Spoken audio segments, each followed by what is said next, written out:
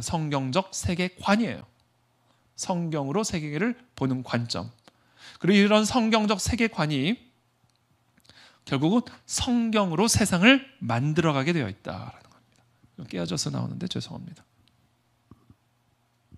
그럼 우리가 성경으로 세상을 만들어가기 위해서는 성경으로 세상을 보는 일부터 시작이 돼야 된다.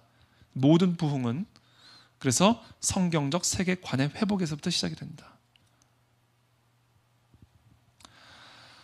제가 종종 듣는 비유입니다만, 이야기입니다만, 핑크대왕 퍼시라고 하는 동화책입니다. 아이들이 보는 동화책인데요.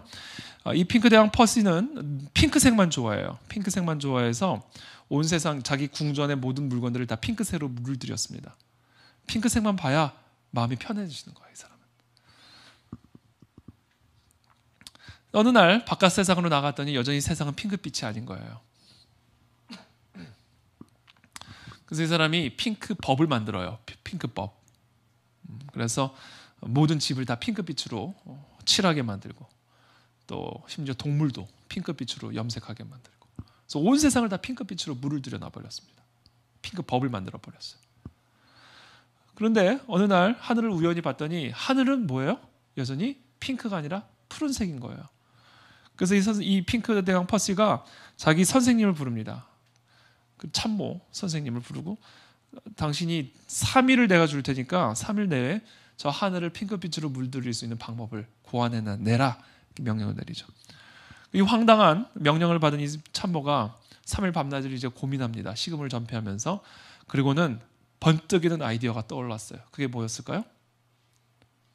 그렇죠. 핑크색 렌즈에 안경을 끼워주면 되겠구나. 그래서 이 핑크색 렌즈의 안경을 끼워다 줌으로써 이 핑크대왕 퍼시가 그때부터는 행복한 삶을 살기 시작했다라는 그런 말도 안 되는 이야기입니다. 근데 이 어떻게 보면 말도 안 되는 이야기가 오늘날 이 세상의 본질을 너무나 잘 보여주고 있어요. 세계관은 안경이에요. 각자마다 다른 안경을 갖고 세상을 살아갑니다. 세상은 안경과 같아요. 그래서 하나님이 태초에 아담과 하와에게 안경을 끼워준 거예요. 이렇게 봐라. 그러면 산다. 마귀는 그 안경을 벗겨버리고 그 안경 거짓말이야. 이 안경을 써. 그리고 그 안경을 보고 살아가기 시작하는 거예요. 그리고 그 안경에 따라 세상을 만들어가기 시작하는 겁니다. 멀쩡한 세상을 핑크빛으로도 물들이고 이렇게 되는 거예요. 그게 정의고 그게 아름다운 세상으로 보게 되는 거죠. 안경이에요, 안경. 저는 세계관을 설명을 할 때 항상 안경에 비유를 합니다. 그리고 세상에는 이렇게 다양한 안경들이 존재해요. 다양한 세계관들이 존재하고요.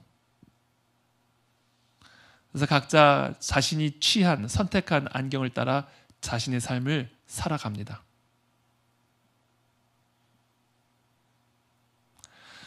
자, 이 세계관에는 다양한 세계관들이 있는데요. 저는 오늘 몇 가지만 추려서 말씀을 드리겠습니다. 글자가 자꾸 깨져서 나오는 걸 양해해 주세요. 일단 인본주의 세계관이죠. 또 다른 안경이 있습니다. 바로 마르크스 세계관이에요. 이 마르크스 세계관은 이제 유물론적 세계관인데요. 인본주의 세계관, 크게는 이 인본주의적인 세계관으로부터 다 나오는 인본주의 세계관의 자식들이에요. 태초에 마귀가 하와에게 불어넣었던 바로 그 세계관은 인본주의 세계관이고요. 그 인본주의 세계관은 다양한 자식들을 낳아요. 그 중에 하나가 마르크스예요. 마르크스 세계관입니다. 또 포스트 모던 세계관, 성경적 세계관, 이슬람적 세계관, 뉴에이지 세계관. 이것이 세계관이라고 하는 안경의 종류들입니다. 뭐 더 많이 있습니다. 유교적 세계관도 있을 수 있고요. 힌두교적 세계관도 있을 수 있고요. 불교적 세계관도 있을 수 있고요. 그러나 저는 여기서 오늘 이 6가지만 대표적으로 보여드리는 겁니다. 그래서 보통 이런 세계관들을 가지고 살아갑니다.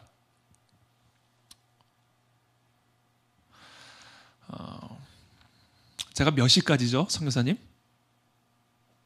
몇 시까지 강의를 하면 되죠? 12시까지요? 네, 그럼 이거 설명을 드리고 넘어갈게요. 자, 세계관은 안경이라고 말씀을 드렸고요. 이 세계관은 동시에 뭐냐면 신념이에요, 신념. 우리의 신념이 우리의 안경이 되는 겁니다. 우리는 그래서 믿음대로 봐요, 믿음대로. 세계관은 신념이에요. 이 세계관이라는 단어를 처음 사용했던 분이 칸트라는 분인데, 이 칸트라는 철학자가 벨트한샤웅이라는 단어를 통해서 세계관이라는 개념을 우리들에게 소개합니다. 이 단어는 이렇게 정의를 내렸어요.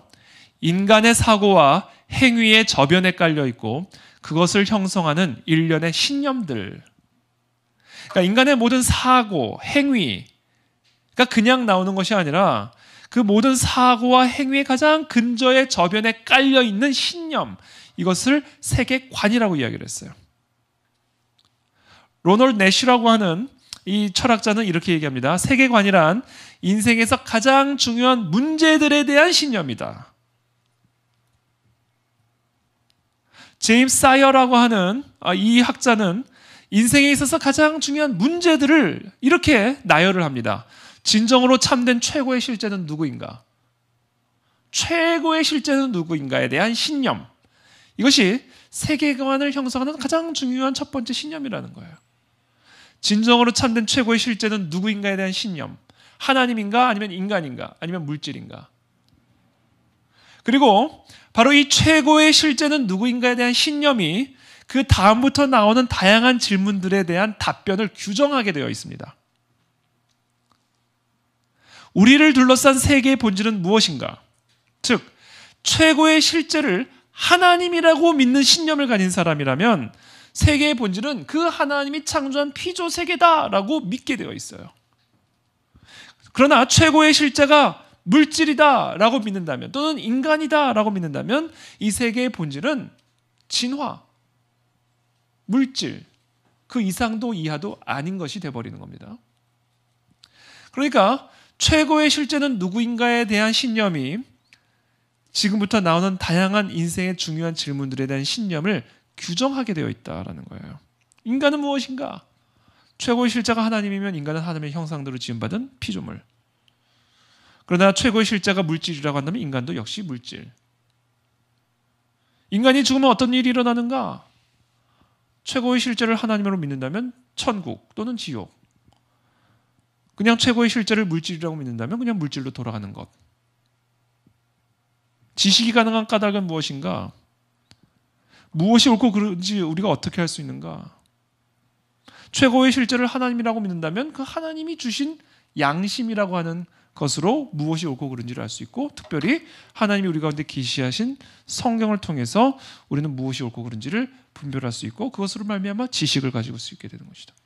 그러나 최고의 실제를 물질이라고 생각한다면 세계는 진화된 것이고, 그러므로 진화 가운데, 진화의 과정 속에서 지식도 생겨나고 윤리적인 판단도 진화되어져 간다 라는 신념을 갖게 되는 것이죠.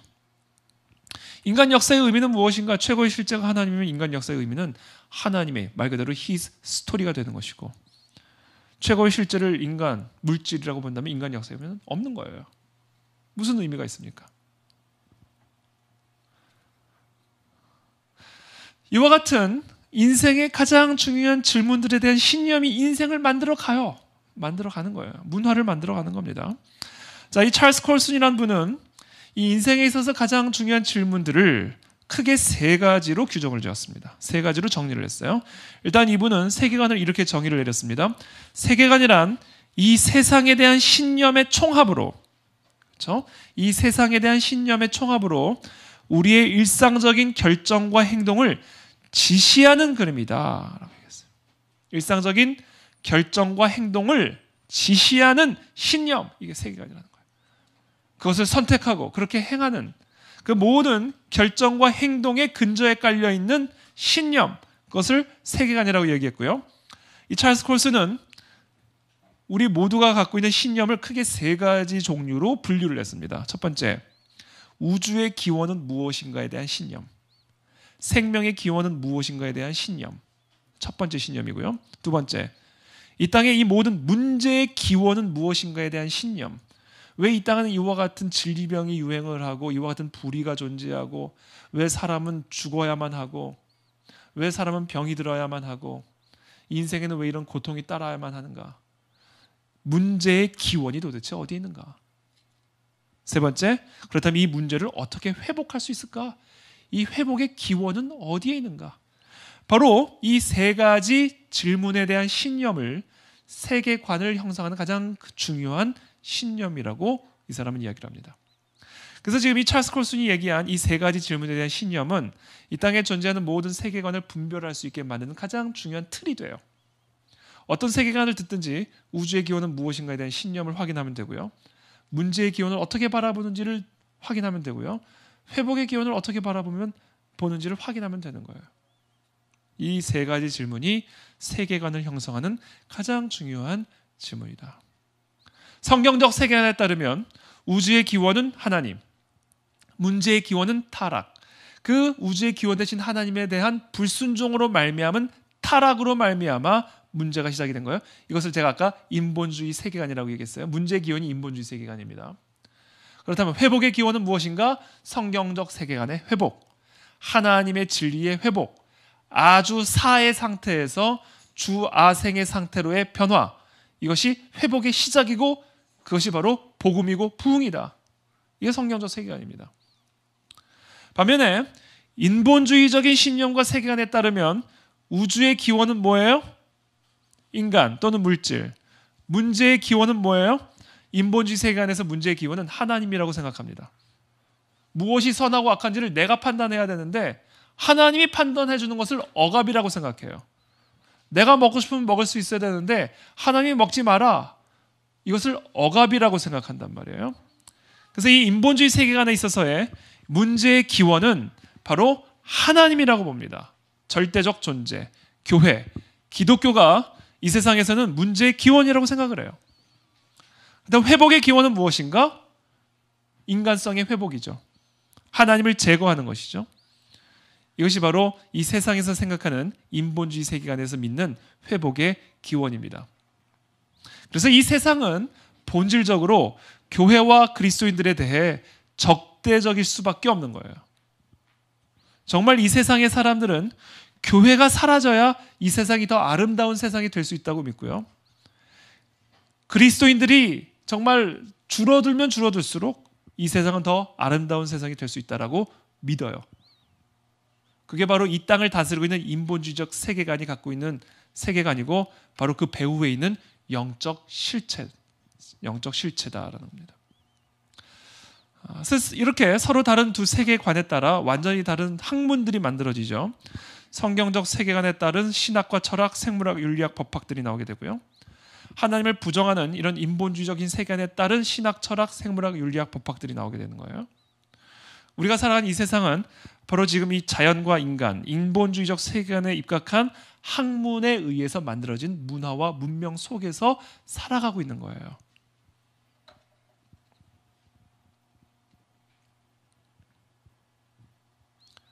바로 이것이 세계관의 전쟁이고 영적 전쟁이다라는 겁니다. 그래서 대학 캠퍼스가 아주 치열한 영적 전쟁의 현장인 거예요. 왜냐하면 바로 이와 같이 철저하게 하나님을 부정하는 인본주의적 세계관에 입각한 학문을 연구하고 가르치는 곳이기 때문에 이 땅에서 가장 치열한 영적 전쟁이 펼쳐지는 영역 가운데 하나가 교육 영역입니다. 교육 영역. 학교. 그래서 이 땅에 모든 교회와 그리스도인들은요, 교육 사역에 힘을 써야 된다라고 저는 믿습니다. 교육 사역.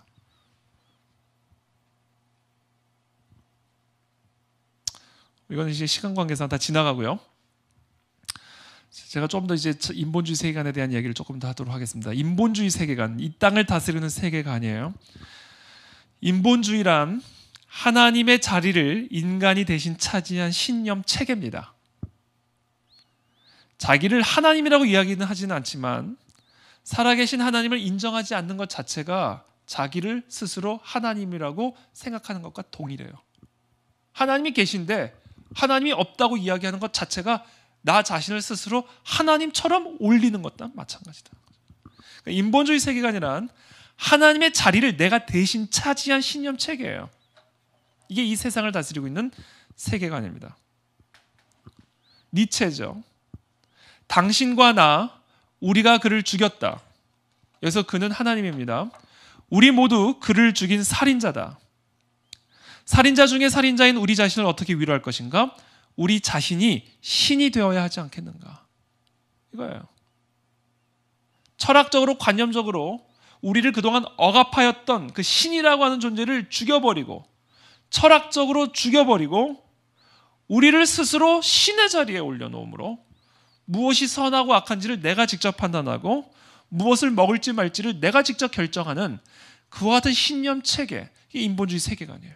그리고 바로 이 인본주의 사상이 태초에 마귀가 하와에게 불어넣었던 바로 그 사상이었다라는 거예요. 인본주의 선언에서 이렇게 얘기하죠.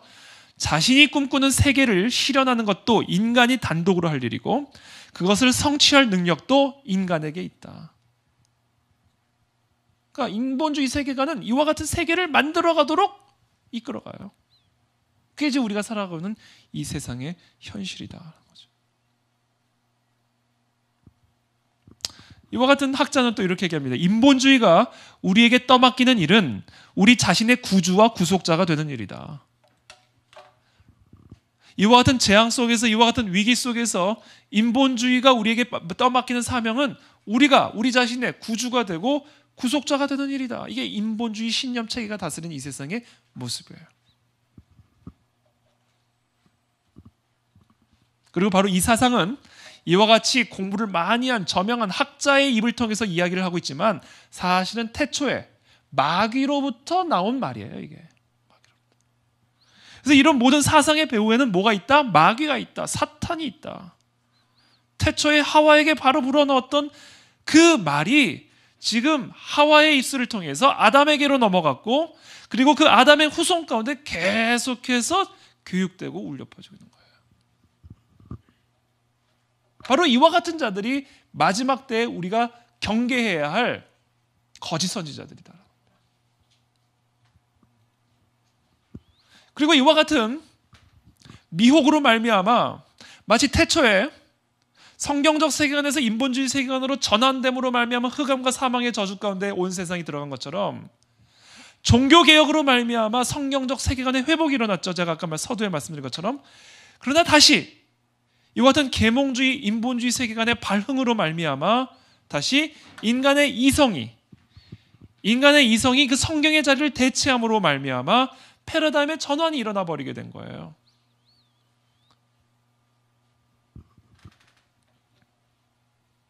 이와 같은 전환의 역사가 태초에서부터 끊임없이 인류 역사에서 시작이 됩니다. 반복이 돼요. 창조와 타락이 일어나죠. 그래서 하나님이 심판을 하여 회복하죠. 그러나 다시 타락하죠. 그래서 아브라함을 통해서 이스라엘 백성을 세우시죠. 그러나 그 이스라엘 백성들이 또 다시 타락하죠. 이처럼 성경적 세계관의 회복과 인본주의적 세계관으로의 변환이 끊임없이 반복되는 게 이스라엘의 역사고 그게 이 땅의 역사예요. 그리고 그것이 바로 성경적 역사관입니다. 그러니까 지금 우리가 처한 이 세상의 모든 문제들, 정치, 경제, 문화, 이 세상에 존재하는 모든 문제의 회복은 무엇으로부터만 가능한가? 성경적 세계관의 회복으로부터 가능한 일이에요.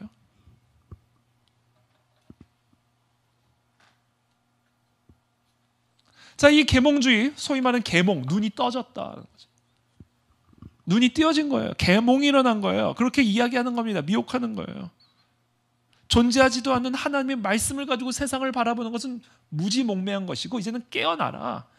정말 계몽되어진 사람은 더 이상 이런 구태의연한 고리타분한 성경으로 세상을 바라보는 자들이 아니라 인간의 이성을 가지고 세상을 바라보는 자들이고 과학을 가지고 세상을 판단하고 그 이성과 과학으로 세상의 문제들을 해결하려고 하는 사람들이 정말 계몽이다. 계몽주의자들이다. 계몽된 사람들이다. 그래서 그와 같은 자들을 일컬어 모더니스트라고 얘기하는 모던. 현대주의자들. 과거에 성경적 세계관을 가지고 살아가던 그런 무지몽매한 계몽되지 않은 그런 세대와 구분짓는 개념으로 모더니즘이라는 시대가 열리게 된 거예요. 그리고 이 모더니즘은 바로 이 계몽주의 시대입니다. 철저하게 인간의 이성과 과학으로 지금 이 그림에서 보여지는 것처럼 정확하게 목표 지점을 정해놓고 인간의 자를 가지고 이성과 합리적인 판단들을 가지고 정확하게 그 목적지를 향하여 한 단계 한 단계 자로 재듯 가다 보면 진보가 일어나고 번영이 일어나게 될 것이다. 왜? 정확한 목표치를 두고 그 목표치를 향하여 자로 재듯 한 단계 한 단계 걸어 나가다 보면 그 목표 지점으로 진보하고 번영할 수밖에 없다라고 믿는 신념, 그게 인본주의 세계관이에요. 인간의 이성과 과학으로 스스로의 구속자가 되고 구원자가 되는 거, 이게 계몽주의 세계관이요, 인본주의 세계관이요. 그게 바로 모더니즘이었어요. 모더니즘. 참고로 제가 어떤 개념을 지금 제가 설명을 드릴 때는요, 그 개념의 전부가 아니에요. 사실 계몽주의 안에도 선한 게 있습니다. 계몽주의라고 해서 무조건 반성경적이고 반기독교적인 것만 있는 건 아니에요. 그러나 그것에 아주 특징 지어지는 부분을 제가 강조하기 위해서 지금 그 부분만을 설명을 드리는 겁니다. 어찌됐든 간에 지금 이 이성과 과학을 통하여, 인간의 이성과 과학을 통하여 인류는 진보하고 번영함으로 스스로 이 땅의 모든 문제로부터 스스로를 구원할 수 있고 구속자가 될 수 있다라고 하는 이 신념 체계, 이게 계몽주의고 인본주의고 모더니즘이에요. 그래서 그렇게 나아가 봤어요. 자로 제듯 인간의 이성과 과학을 가지고 목표점을 향해 한 걸음 한 걸음 진보하고 번영을 했는데, 결국 진보하고 번영하여 오르게 된 그 목적지, 도착역은 어떠했는가? 부유한 사람들은 더 부유해지고 가난한 사람들은 더 가난해지기 시작하는 거예요. 산업혁명 이후에. 산업혁명을 하면서 놀라운 과학과 기술의 발전이 일어나면서 엄청난 부의 창출이 일어나게 됐고요. 지방에 있던 노동자들이 다 일자리가 있는 도시로 몰려들기 시작한 거예요. 그러니까 노동자들이 닭장 같은 데서 사는 거예요. 근데 그 노동자들의 노동을 통해서 돈을 벌게 된 자본가들은 어마어마한 궁궐에서 살기 시작하는 거예요. 그러니까 겉으로 보면요, 진보가 일어나고 번영이 일어난 것처럼 보여요. 그렇죠? 과학이 발전이 되고 기술이 발전되니까. 그런데 또 다른 한편에서는 말할 수 없는 어두움은 더 깊어지기 시작하는 거예요. 사실 거기서 이 마르크스주의가 나오기도 하는 겁니다. 공산주의 사상. 갈아엎자, 이거 안 되겠다. 그러니까 이 인류의 진보와 번영이 또 다른 흑암을 만들어냈다라는 거예요.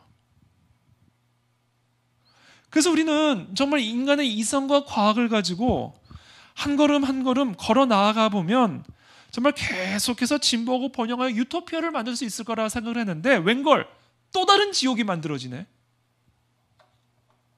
지옥을 잡으려고 진보했는데 또 다른 지옥이 만들어지네. 이렇게 이성과 과학을 가지고 막 과학기술을 개발을 했는데 스스로를 파괴시키네. 인류의 진보와 번영을 위해서 이런 과학기술을 만들었는데 그 과학기술로 만든 문명을 스스로 파괴를 시켜버리네. 1차 세계대전, 2차 세계대전을 겪으면서. 그러면서 사람들 안에 어떠한 마음이, 생각이 자연히 들겠어요? 인간의 이성과 과학을 가지고 진보하고 번영할 수 있다라고 생각했던 이 믿음 신념, 허구다. 허구다. 과학기술이 발전이 되고 인간의 이성과 합리를 가지고 한 단계 한 단계 나아가보면 유토피아를 만들 수 있을 거라 생각했는데 우리의 어둠은 더욱 깊어지고 우리의 파괴는 더욱 심각해지는 그와 같은 현실을 맞닥뜨리게 되면서 이 신념체계, 이거 허구다. 처음부터 이거 다시 점검해 봐야 된다라는 무브먼트들이 일어나지 않았겠냐라는 것이죠. 그래서 이제 어떤 신념 체계가 등장을 하기 시작하냐면, 이와 같은 이성과 어떤 이성, 인간의 이성, 어떤 절대적인 진리를 발견할 수 있다. 인간의 이성을 가지고, 그리고 그 이성을 가지고 그 과학을 가지고 우리를 스스로 구원할 수 있다라고 하는 이 신념 체계, 이거 다 허구다. 그러므로 이와 같은 모더니즘적 세계관으로부터 탈피하자. 인간의 이성, 과학을 가지고 어떤 객관적인 진리를 발견할 수 있다고 믿었고, 그리고 우리가 그 객관적인 진리를 우리의 삶에 실질적으로 적용을 하게 되면 우리의 문명은 끊임없이 진보하고 번영하여 유토피아를 만들 수 있었다고 믿는 이와 같은 모더니즘의 폐해를 보면서 이것으로부터 탈피하기 위한 운동이 일어나기 시작합니다. 그것이 바로 포스트 모더니즘이에요. 포스트 모더니즘. 그래서 이 포스트 모더니즘에서는요, 인간의 이성이 뭐냐 도대체, 여기서부터 아주 근본적인 질문을 던집니다. 도대체 객관적인 진리라는 게 뭐냐에 대한 아주 근본적인 질문을 던져요.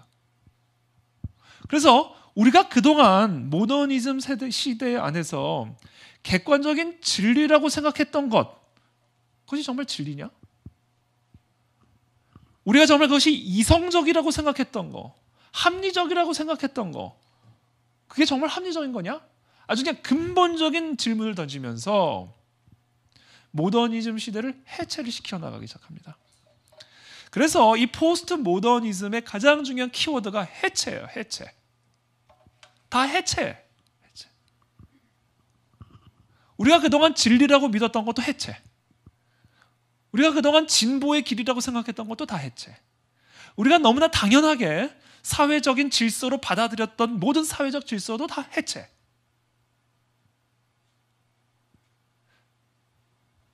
그러면서 이런 주장들을 하기 시작하는 거죠. 우리가 그동안 그냥 전통적으로 그냥 받아들였던 가족 질서, 그 가족 질서 안에는 당시 자본주의 세계관들을 가지고 살아갔던 사람들이 자본주의 사회를 견고하게 지탱시키기 위한 어떤 꿍꿍이가 들어가 있는 거야 라는 주장들을 하기 시작하는 겁니다. 그것을 해체의 명분으로 삼아요. 그러니까 예를 들면 이거예요. 우리가 기본적인 남성과 여성이 결혼을 하고 남성과 여성이 결혼을 하여 거기서 자녀를 낳음으로써 여성은 집에서 일을 하고 가정 육아를 돌보고 아이를 낳고 남편은 나가서 일을 함으로써 안정적인 노동력, 자본주의 사회에 필요한 노동력을 안정적으로 제공하는 질서인 거예요. 가만히 보니까 이 가족 질서가 여성의 역할이라는 게, 그리고 남성의 역할이라는 게, 이게 다 이 해체주의자들의 관점에서 봤을 때는 자본주의 사회를 견고하게 함으로써 여성을 억압하고 있는 것이고 동성애자들을 억압하고 있는 거예요. 그러면서 우리가 기존에 가지고 있었던 이런 모든 가족 질서, 성윤리 이 안에는 다 꿍꿍이가 들어가 있다. 그리고 이 꿍꿍이가 들어가 있기 때문에 이 모든 질서들을 해체시킴으로써 새로운 시대를 우리가 만들어갈 수 있다라고 주장하기 시작하는 것이 바로 이 해체주의 운동이고 포스트 모더니즘 운동이 되는 겁니다.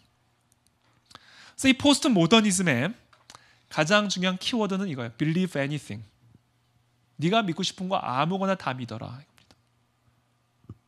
모더니즘 시대에는요, 어떤 객관적인 진리의 존재를 믿었다고요. 객관적인 진리. 그것을 인간의 이성을 통해서 발견할 수 있다고 믿는 그 부분에서 한계가 있긴 했지만, 그러나 적어도 객관적인 진리의 존재는 믿었다고요. 모더니즘 시대에는. 그러나 포스트 모더니즘 시대에는 어떻게 우리의 삶을 다스리고 있는 어떤 객관적인 진리 또는 객관적인 질서, 어떤 절대적인 기준의 존재 자체를 부정합니다. 그 모든 것들로부터 탈피, 해체를 주장해요. 왜? 그 안에는 꿍꿍이가 들어가 있기 때문에. 우리의 자유를 억압하고 우리의 권리를 제한하는 기득권층에 또는 권력자층에 또는 자본주의가 계급에 또는 기독교인들의 꿍꿍이가 그 안에 들어가 있는 것이기 때문에 그 모든 것들로부터 해체시키는 것만이 지금 이 땅의 모든 문제를 회복할 수 있고 해결할 수 있는 기원이 된다라고 믿는 것이죠. 그래서 해체주의자예요. 해체주의. 그리고 이 해체주의는 believe anything. 아무거나 믿어라. 무엇이 선하고 악한지 네가 결정해. 그러니까 인본주의 세계관의 또 다른 스펙트럼인 거죠. 이 포스트 모더니즘이. 네가 스스로 하나님처럼 돼서 우리 각자가 다 하나님이야. 여기 100명이 있으면 100명이 다 하나님이야. Believe anything. 네가 믿고 싶은 거, 네가 먹고 싶은 거, 네가 선하고 악하다고 생각하는 거, 그거 다 진리야. 왜? 네가 다 하나님이니까. 이렇게 돼버리는 거죠. 이런 포스트 모더니즘 사상을 오늘날엔 많은 참 유명한 사람들이 설파하고 있지만 인본주의 세계관의 아류에 불과한 것이고 바로 이 세계관 역시 태초에 마귀의 입으로부터 시작된 사상이다라는 사실을 우리가 기억해야 된다라는 거예요.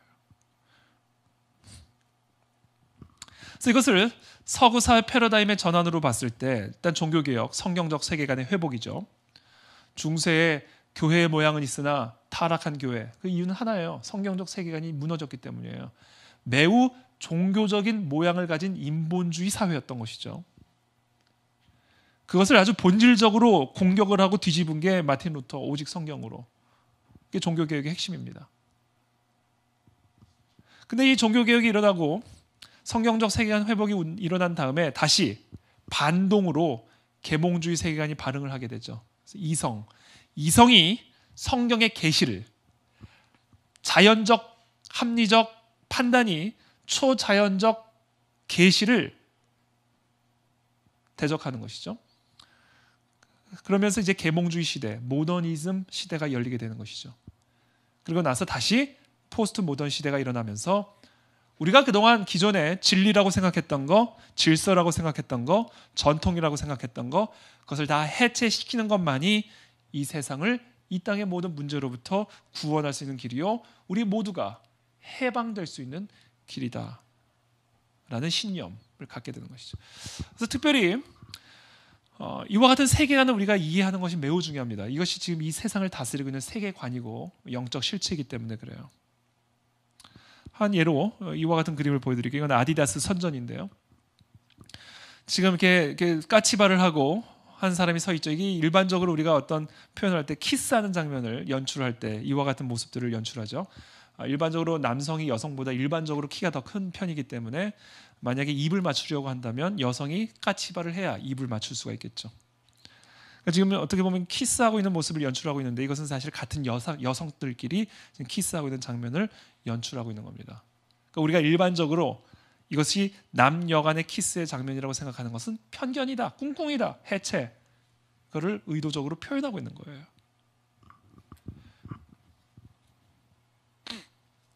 와퍼, 뭐죠? 버거킹의 와퍼죠. 보면 이제 딱 껍질을 햄버거를 다 먹고 껍질을 딱 피면 We are all the same inside.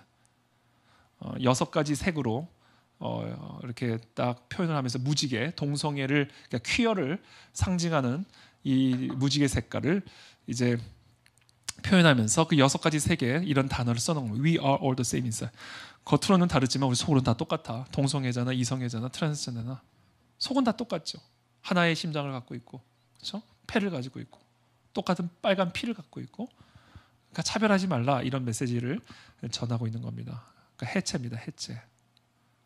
이것은 이제 티파니라고 미국에 있는 아주 유명한 보석 회사인데 Will you 이렇게 크게 이제 써 있습니다. 남자가 둘이 이제 팔짱을 끼고 있는 모습을 보여주고 있고요. Will you 이거는 이제 Will you marry me 나랑 결혼해 주겠습니까? 청혼을 할 때 쓰는 반지, 선전을 커플링이잖아요. 이런 모습들을 보여주고 있는 거죠. 이제 이런 광고들이 지금 이 세상의 문화 가운데 다 녹여져 있는 포스트 모던적 세계관이에요. 포스트 모던적 세계관. 그래서 우리가 기존에 가지고 있었던 결혼관을 해체시키고 있는 것이고 우리가 기존에 가지고 있었던 성별관도 다 해체를 시키고 있는 일입니다. 이게.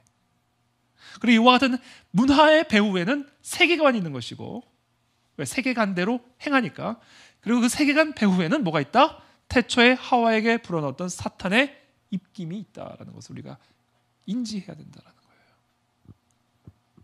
레이벤이라고 하는 이거는 안경 회사로 알려져 있는데 Never Hide, Never Hide. 아마 뭐 50년대, 60년대 배경으로 보여지고요. 이게 남자 둘이 깍지를 끼고 걸어가고 있죠. 안경을 끼고, 그렇죠? 안경 회사입니다. Never Hide. 새로운 관점을 또 선전하고 있는 것이죠. 이것이 그냥 단순히 2020년 현대에 일어난 문제가 아니라 과거 50년대, 60년대에도 언제나 이와 같은 사랑의 이런 커플들은 존재했다. 새로운 관점을 계속해서 홍보하고 있는 것이죠. 갭, 우리가 잘 아는 갭, 의류 브랜드죠. 이 갭이라는 단어는 또 이게 간격을 의미하는 거잖아요. 근데 그것을 아주 정반대로 B1, 남자 둘이 한 셔츠를 입고 한 몸을 이루는 이런 모습들을 연출을 하고 있는 거죠. 이 모든 것들이 지금 다 기존의 사람들이 가지고 있었던 개념들, 관념들, 질서들, 윤리들을 지금 다 의도적으로 지금 공격하고 해체시키고 있는 거예요. 아이케아죠. 침대 선전이죠. 남자 둘이 한 침대에서 아침을 맞이하는 그런 모습들을 보여주고 있는 겁니다. 이 동영상 하나만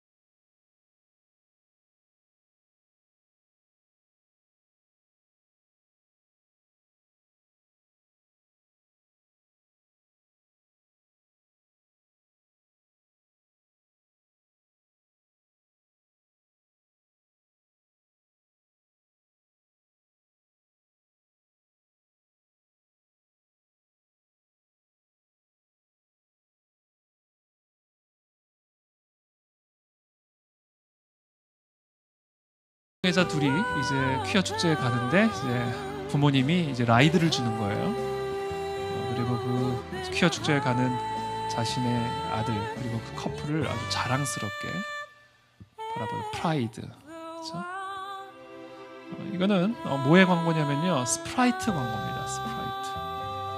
You are not alone. 그러니까 이런 문화 안에 지금 기존의 모든 질서와 윤리와 전통과 상식을 우리가 소위 말하는 상식이라고 여겨졌던 이 모든 것들 안에는 가부장적 꿍꿍이가 들어가 있는 것이고, 기독교적 꿍꿍이가 들어가 있는 것이고, 자본주의적 꿍꿍이가 들어가 있는 것이고, 권력자들의 꿍꿍이가 들어가 있는 것이고, 그래서 이 모든 것들을 해체시킴으로써 동성애자는 해방을 누릴 수 있고, 여성도 해방을 누릴 수 있고, 노동자도 해방을 누릴 수 있고, 그래서 우리 모두가 각자가 각자의 행복을 위해서 무엇이 선하고 악한지를 판단하며 스스로가 하나님처럼 살아갈 수 있는 해방된 사회, 이것이 지금 이 시대가 추구하고 있는 방향이고요. 바로 이와 같은 삶의 문화와 방식, 제도, 정책, 교육, 이 모든 것 배후에는 세계관이 있는 것이고, 그 세계관의 배후에는 하와에게 역사했던 그 동일한 사탄 마귀의 입김이 이 땅을 다스리고 있다는 거예요. 이게 지금 우리가 흑암과 사망의 저주 아래 있는 이유입니다.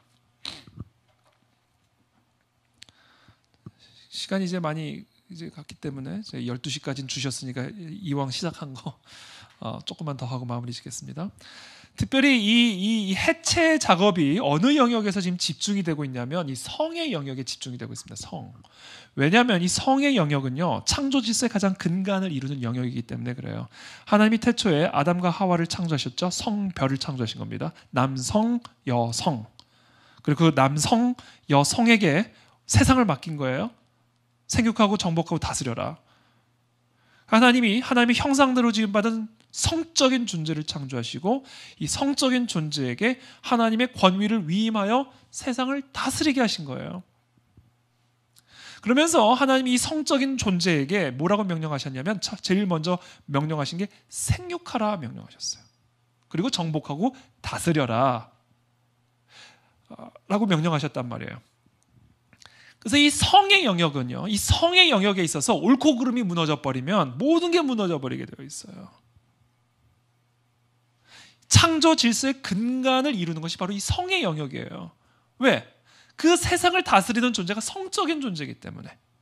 그리고 이 두 성을 창조하셨고, 이 두 성적인 존재의 성적 결합을 통하여 생육하고 정복하고 다스리게 하셨기 때문에 이 성의 영역이 무너져 버리면 다 무너져 버리게 된다는 거예요.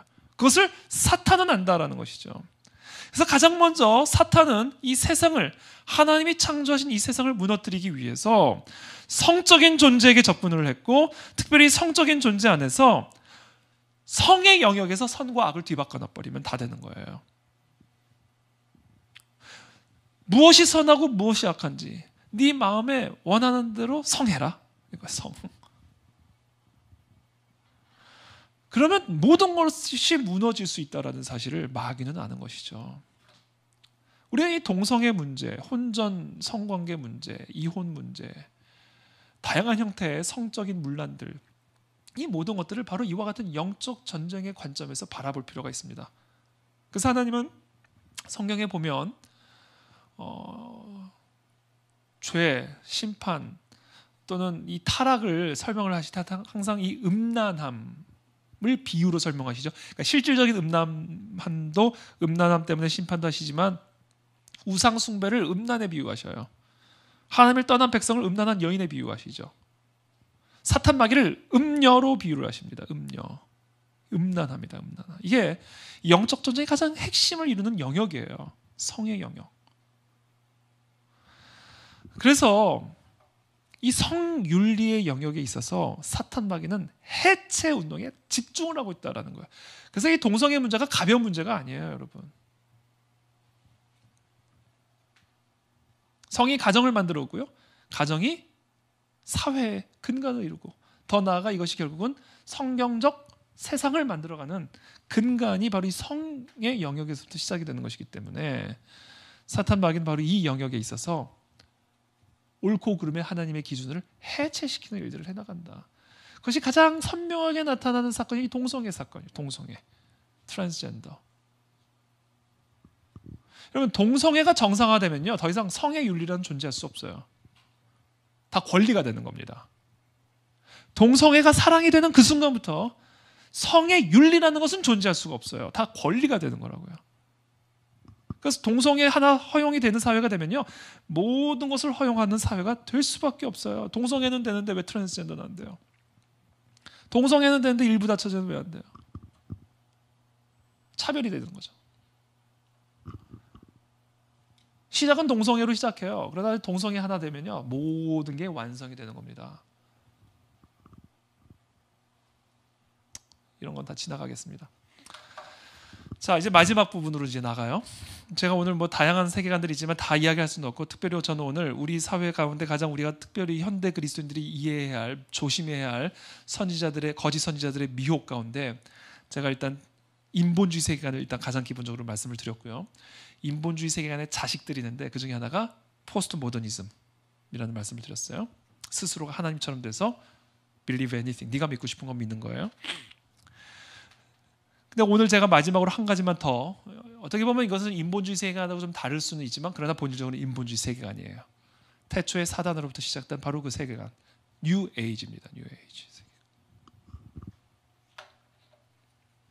이 뉴 에이지 세계관의 핵심이 뭐냐? 너가 스스로 하나님처럼 될 수 있다라는 거예요. 네가 하나님이다라는 얘기예요. 그러니까 저는 뉴 에이지 세계관을 뭐 다양하게 정의를 내릴 수 있지만 저는 이렇게 정의를 내려요. 뉴 에이지 세계관은 인본주의 세계관을 영성으로 만들어버린 거예요. 인본주의 세계관은 철학의 옷을 입죠. 옷을 입고 있습니다. 인본주의 세계관은 이 철학의 옷을 입고 있는 인본주의 세계관에 영성의 옷을 입혀놓은 게 저는 뉴 에이지라고 생각해요.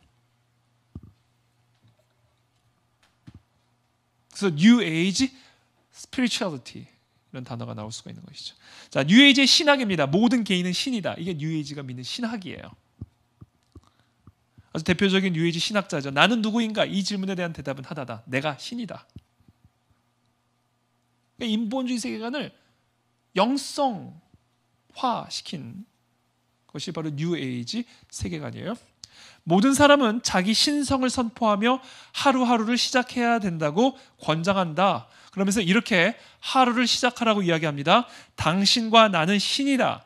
나는 스스로 있는 자다. 라며 하루를 시작하도록 권장하고 있는 거예요. 우리가 잘 아는 브래드 핏 이렇게 얘기했어요. 그것은 당신이 부모와 학교로부터 배운 모든 것을 가져다가 무엇이 당신에게 걸맞는지, 당신이 무엇을 제공해야 할지 찾아가는 과정이다. 그러니까 우리가 학교로부터 배운 거, 부모로부터 배운 거, 교회로부터 배운 거, 사회로부터 배운 거, 전통으로부터 배운 것을 다 가져다가 무엇이 선하고 악한지를 네가 직접 판단하고 그것을 찾아가는 영적 과정, 여정. 이것이 뉴에이지다라는 겁니다. 그러므로 중요한 질문은 신에게, 자신에게, 여기 아마 잘린 것 같아요. 자신이 자기의 신이에요. 자신에게 옳다고 느껴지는 것은 무엇인가?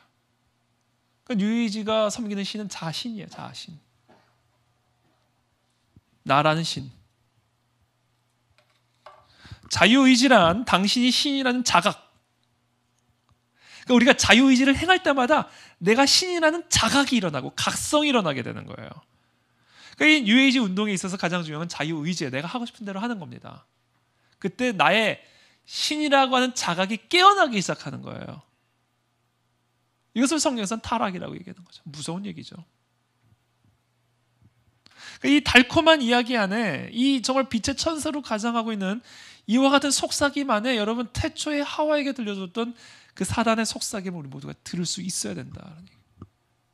당신이 신성하다는 자각을 활성화시키는 것이다. 뭐를 통해? 자유의지를 행함으로써. 내 깊숙한 곳에는 세상의 염려와 혼란을 불러온 모든 것에 대한 답이 있었다. 답이 어디 있었다? 내 안에 있다. 내가 신이니까. 그래서 나를 살피기 위해서 이런 거 하는 거예요. 명상을 하고. 왜? 내가 신이고 내 안에 답이 있으니까.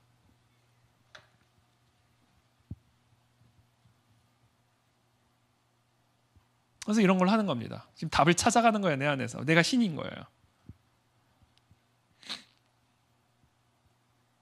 행위는 기도의 모습처럼 보이고 또 행위로는 영성의 모습처럼 보이지만 이것은 하나님 안에서 답을 찾는 것이 아니라 내 안에서 내가 하나님이 되어서 내 안에서 내 답을 찾아가는 그런 영성. 그러니까 이건 인본주의를 영성으로 만든 종교예요. 이거는 종교.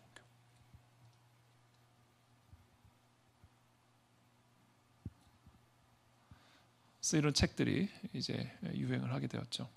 제가 미국에서 공부할 때 한 서점에 갔는데 이게 막 그때 한창 유행했을 때였어요. 근데 그 스피리추얼 영성 섹션에 이 책이 막 깔려 있는 거예요. 저는 이 책이 뭔지도 모르고 영성 섹션에 막 이 책들이 나열이 돼 있어가지고 한 권을 샀어요. 제 영성에 도움이 될 줄로 알고. 그래서 집에 가서 읽고는 깜짝 놀라가지고 그냥 바로 갖다 던져버렸어요. 이게 아주 뉴 에이지 영성을 담은 책이고요. 이게 바로 이 세상을 다스리는 인본주의 세계관을 종교화시킨 거. 이게 뉴 에이지입니다. 우리는 이것을 다른 말로 뭐라고 표현하냐면 나르시시즘이라고 얘기합니다. 나르시시즘. 오늘 이제 마지막 슬라이드예요. 이 나르시스는 우리가 잘 아는 이 그리스 신화에 나오는 주인공이죠. 한 인물이죠. 이 나르시스가 어느 날 우물을 쳐다보는데 당신은 거울이 없었으니까 그 우물을 딱 쳐다보는데 그 우물에 비추어진 자신의 모습이 너무 아름다운 거예요. 그래서 그 우물에 비추어진 자신의 모습을 보고는 완전히 반해가지고 한 걸음 한 걸음 그 우물에 비추어진 나의 그 아름다운 모습에 빠져들다가 결국 우물에 빠져 목숨을 잃게 됩니다. 그래서 이 나르시시즘이라는 말이 나오게 된 건데 결국 이 나르시시즘은 뭐냐? 자기애예요. 자기애. 자기애. 이게 나르시시즘입니다. 그것이 바로 태초의 마귀가 하와에게 불어넣었던 것이고요. 그것이 바로 오늘날 이 세상을 다스리는 인본주의 세계관. 그것이 뭐 포스트 모더니즘이든 무엇이든 스스로를 하나님처럼 여기고 그래서 내가 무엇이 선하고 악한지를 판단하는 내가 신이 되어버린 그와 같은 세계관, 그런 영성, 나르시시즘이에요.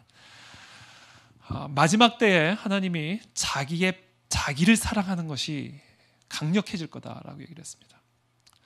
저는 오늘 결론적으로 우리가 이 마지막 때 특별히 통일이라고 하는 건국의 완성을 향해 나아가는 이런 역사적 시점 속에서 반드시 우리에게 필요한 것은 부흥인데 반드시 성경적 세계관 회복, 소위 말하는 교회 회복과 신앙의 회복이 일어나야만 하는데 주아생이 일어나야만 하는데 그 가운데서 오늘 저는 결론적으로 특별히 이 땅의 그리스도인들이 가장 우리가 경계해야 될 것이 바로 저는 나르시시즘이라고 믿습니다. 오늘 이 나르시시즘은요 교회 안으로도 들어와 있어요. 하나님 중심이 아니라 나 중심적 신앙생활을 하죠. 오늘날 우리가 하는 간증들이 어떻게 내가 하나님의 필요를 채워드렸는가가 아니라 어떻게 하나님이 나의 필요를 채워줬는가에 맞추어져 있죠. 어떻게 내가 하나님을 위해서 섬길 것인가가 아니라 어떻게 하나님이 나를 섬겨주셨는가에 우리의 모든 간증의 체험들이 집중이 되어 있습니다.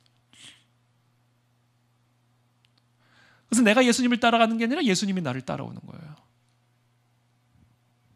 이것이 오늘날 우리의 교회의 모습은 아닌가, 오늘날 우리의 그리스도인들의 모습은 아닌가. 그래서 모든 이 땅의 회복은요 교회 회복에서부터 시작이 되는데 왜 교회만이 희망이기 때문에 그것을 위해서 특별히 이와 같은 세계관이 다스린 이 세상 속에서 먼저 우리 안에 들어와 있는 이런 인본주의적인 세계관, 이런 나르시시즘적인 이런 신앙부터 우리가 철저하게 정말 분별해내고 우리가 정말 이 하나님의 말씀 앞에 무릎을 꿇고 정말 너는 나를 따르라 라는 이 예수님의 명령을 따라 주님의 뜻을 따르고 주님의 그 말씀에 순종함으로 나아가는 이와 같은 순종의 회복을 통해서 저는 이 땅에 진정한 교회 회복이 일어나게 될 줄로 믿고 더 나아가 이 땅에 진정한 통일 한국의 길을 예비하는 하나님의 나라를 예비하는 그리스도의 다시 오심을 준비하는 그런 길을 예비하게 될 줄로 믿습니다.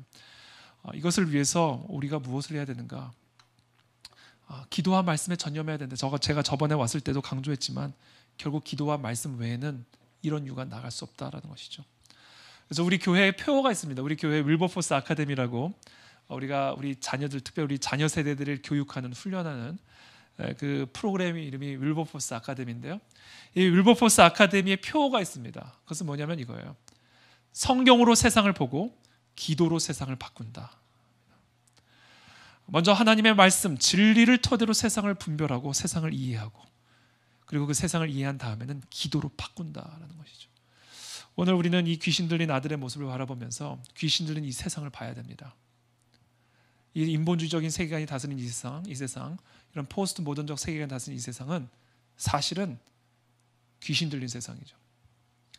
이 귀신 들린 세상으로부터 이 나라를 어떻게 구해낼 것인가, 어떻게 이 나라와 이 민족을 회복할 것인가, 기도와 말씀 외에는 이런 유가 나갈 수 없다라는 사실을 우리 모두가 확신을 하고, 정말 이 위기의 때에 우리 모든 성도들이 기도와 금식으로 또 하나님의 진리의 뿌리를 두고 우리가 전념하며 나아갈 때 하나님이 이 땅에 진정한 부흥의 역사, 회복의 역사를 허락해 주실 줄로 믿습니다. 함께 기도하며 나가도록 하겠습니다.